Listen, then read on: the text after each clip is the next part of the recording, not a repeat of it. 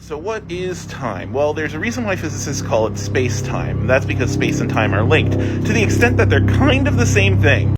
In essence, time is a dimension, and dimensions are just directions. Take something that has 0 dimensions, a point. It is just a point in space. It has no direction.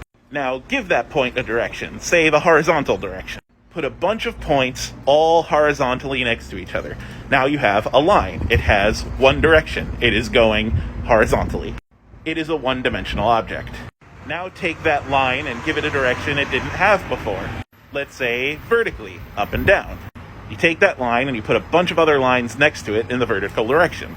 And then that creates a square. The square is now horizontal and vertical. 2 directions, 2 dimensions. Now take that square and again, give it another direction. Let's say forward and back. You again put a bunch of squares next to each other in a new direction. And what do you get? A cube. The cube has 3 directions, horizontal, vertical, and depth. It is a 3-dimensional object. Now to get a 4th-dimensional object, you have to extend it into a new direction again, but it's kind of difficult because it looks like we've used all the directions.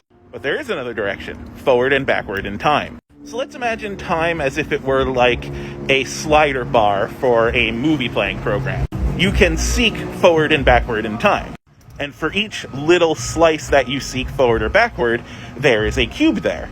So we are essentially layering the cube on itself forward and backward in time. We are layering the cube in a new direction. So the cube's entire timeline from the very beginning of time to the end of time would be a 4th-dimensional object.